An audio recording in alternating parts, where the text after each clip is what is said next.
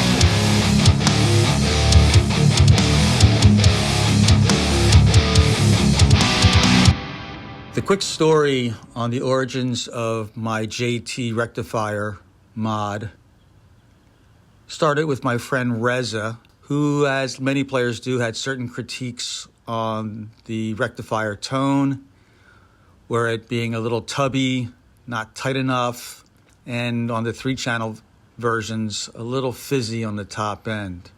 So me being familiar with the signal path of rectifier since I worked on them for so long, as I worked for Mesa for 25 years, I decided to do some tweaks to the signal path. Like front end, to kind of lessen the signal a little bit, change the tonality of it. Down the preamp path, I kind of fattened it up at a different spot. I did some tweaks to the power amp section and a little bit to the power supply.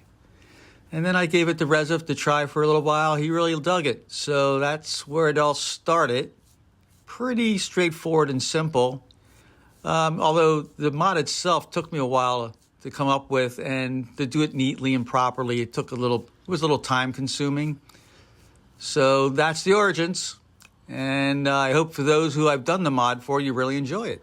Thanks. Back in 2021, I went to Reza's channel and saw John Tokarski's modded amp that he demoed. If you don't know who Reza is, go check out his channel. He's got some incredible amps that he demos, some custom, unique amps that you're not going to see anywhere. Somehow he's able to get in with these manufacturers and these builders, get custom amps from them and demo them. So next thing I did is I reached out to John, and I already had my multi-watt. So I went ahead and sent it to him and got it back within, I think it was a couple of weeks or so. Understand where I'm coming from. I've had multiple rectifiers. I've had the 2 channels. Most of them have been Rev G, but I did have a Rev F rectifier. I mean, it was okay. It has its thing, but it is loose sounding. And that's where the boost comes in. I get it. The main thing that I noticed with his mod was the feel. It's an incredible feel, and I can't portray that to you over the YouTube. So I'm not sure how to describe it, but it's kind of like one of those stress balls where you hold on to it and squeeze it and it bounces right back, but it has a good feel to it. And that's how it is in the fingers. Like compared to the Badlander that I had back here, which I love this amp. And it's more like hitting plywood. Very tight, very tight. And is it tighter than the JT amp? Yeah, it is tighter. But it doesn't have the feel that John's amp has, or John's mod. As far as what he's done in the amp, he leans out the preamp a little bit, takes out the fizz. Tone stack's changed a little bit. Power amp is beefier and more stout. In the end, you just have a great feeling Recto with more mids, punches through without the fizz, with a tighter attack. And again, with a great feel.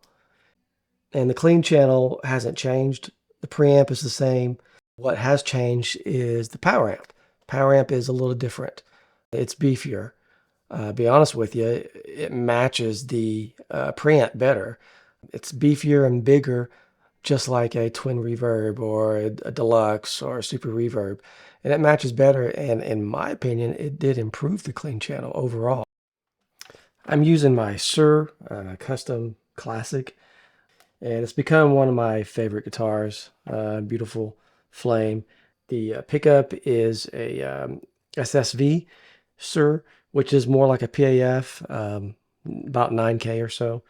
And then it has the, I believe it's the V60s for the single coils.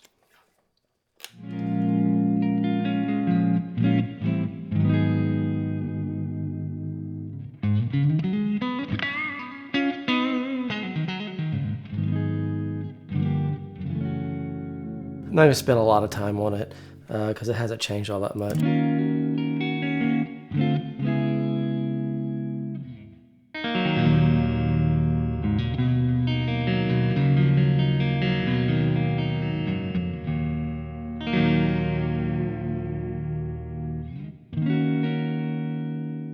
So moving over to the orange channel here, I'm going to start off in the raw mode. The raw has been changed quite a bit. It is not quite as tubby.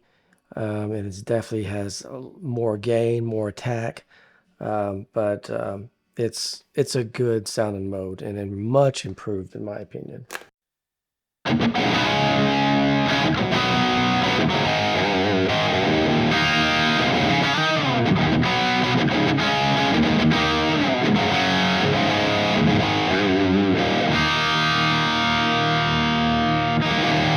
Now I have the EQ all at noon. Even on the clean channel, I had it at noon. Everything at noon except the master, the volume. So I'll fiddle with the controls here throughout.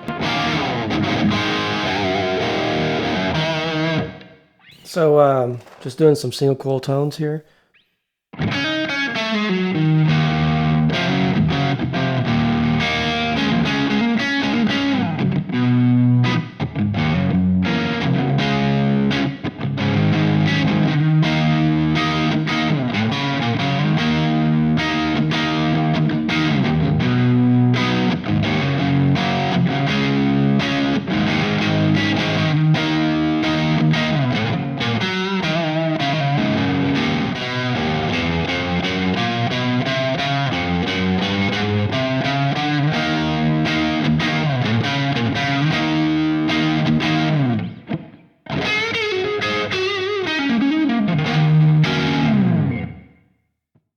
And it cleans up well also, just rolling back the volume.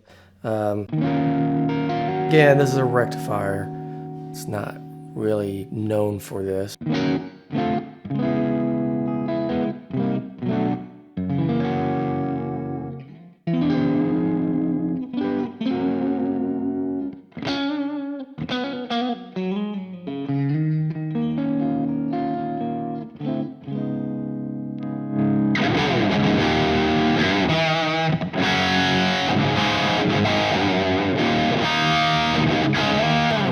So I'm gonna get my Les Paul, see what it can do.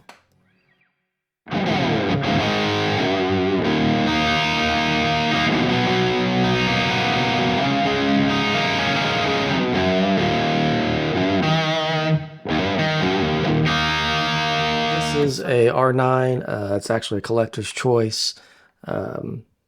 It's called Nikki. I'm sure some of you guys have heard of it.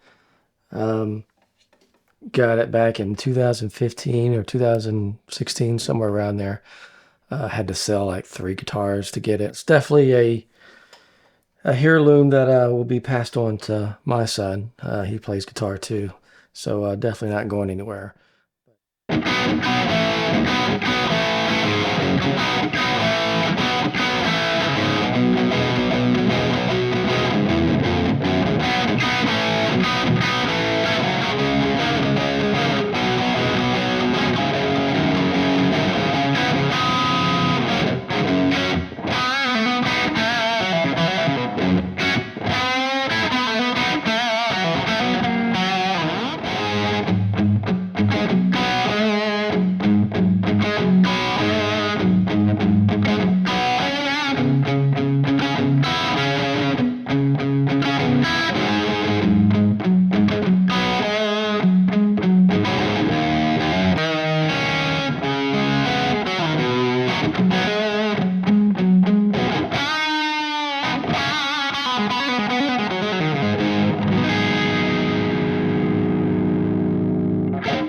All right, we'll go ahead and go over to the vintage mode. And this, of course, as everyone knows, has a little bit more gain. Using my Friedman Cali custom shop, beautiful guitar. And the only thing that I changed out was the pickup. It had a custom plus, which good pickup. A little on stringy side, but I have a Seymour Duncan DeMartini pickup. And it's about 17K or so, so it's pretty hot. Has an Alnico 2 instead of the Alnico 5 of the JB, so it's based off the JB.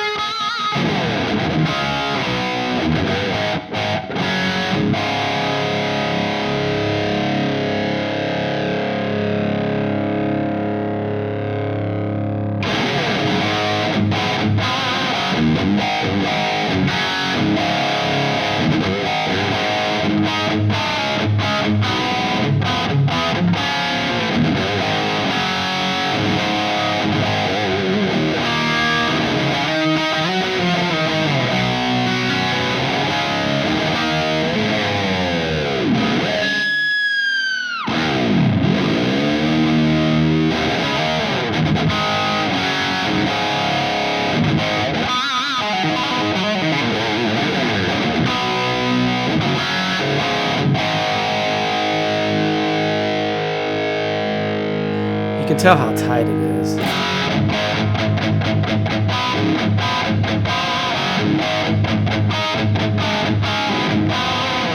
You couldn't do that with the stock.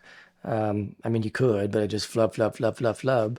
Again, the multi-watt, in my opinion, is improved on the bottom end, but it still has that little flub in there. And this is so much more improved.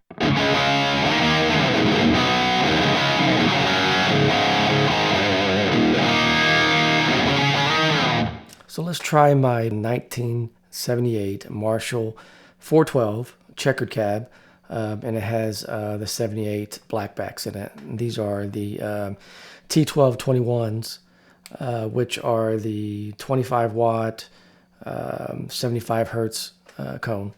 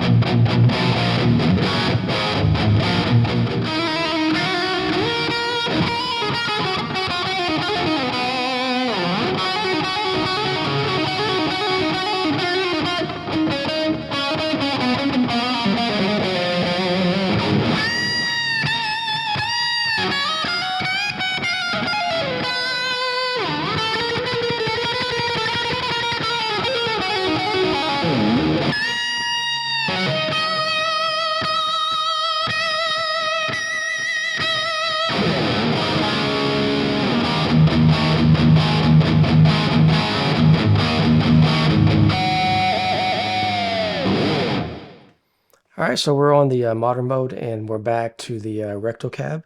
And I have here my Suhr Limited Modern. This one has a SSH Plus Suhr pickup. And it's about 16K, a little over 16K or so. Pretty hot. Has some good mids and highs with a tight low end.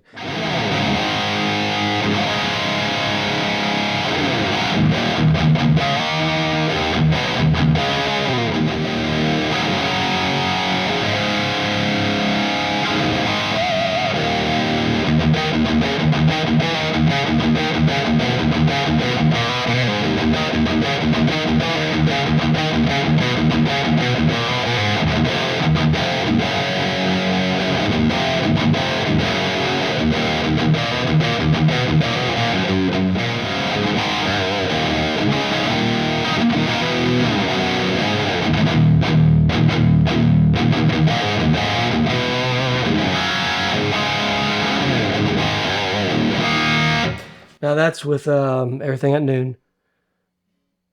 And I'm going to go ahead and give it some bass. It's actually going to be over 12 o'clock, which is normally too much on a Recto.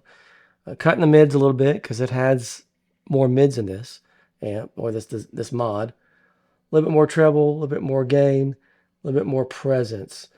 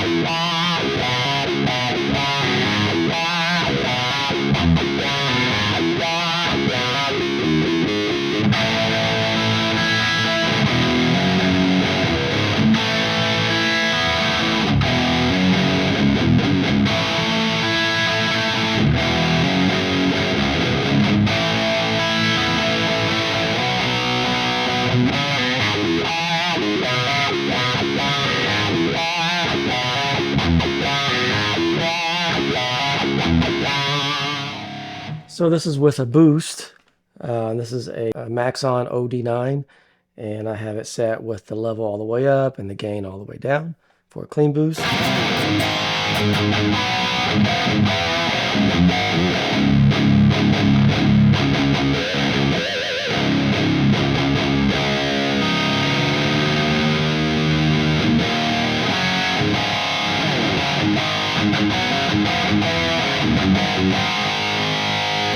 Dial the gain back some.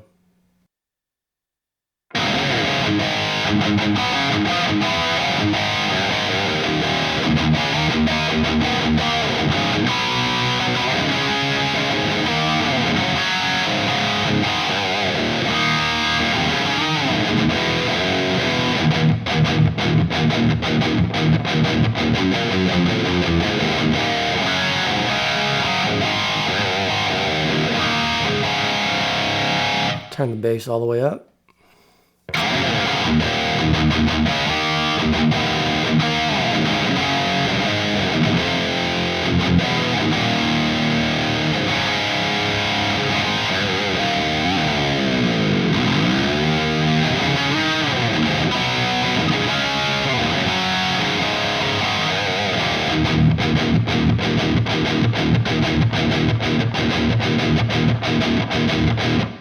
Boost off, the gain back up. And that's with the bass all the way up too. You cut the bass.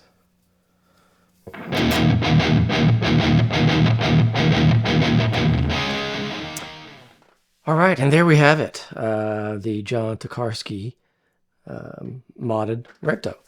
Is it better than the stock Recto? In my opinion, yes, it is. It's an improvement. And it's a great improvement.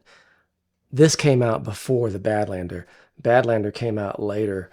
To me, again, it's an improved Recto. And I like the Recto. I would like to get a 2-channel sometime because with a boost, man, it's killer.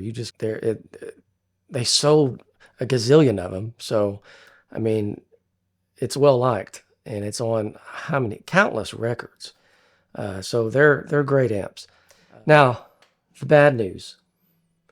I'm over here telling you how great this mod is, and you can't even get the mod now. At least not right now. John is not doing the mod, and he may later, but he's focusing on his amps right now that he's designing and building. He's got a bass DI that he's came out with, and it's a very boutique bass DI studio grade. I've never played one. It'd be interesting to check out, but it's supposed to be a good one. And he lives in LA and is in tune with those guys out there. So one thing I want to say is I have great respect for you guys that create YouTube content professionally. And when I say professionally, I mean with lights, with the mic. I got a road above me hanging down. You can't see it. Hopefully not. You can't.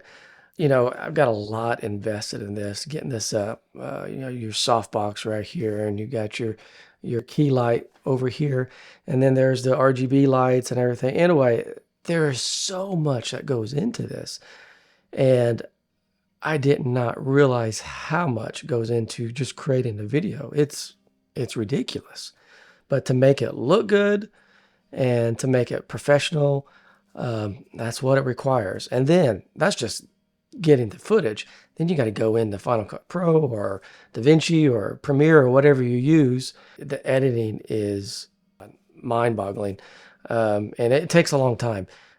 I have a day job, so I have no pressure. If I put out a video one a month, I'm fine because I'm not even monetized.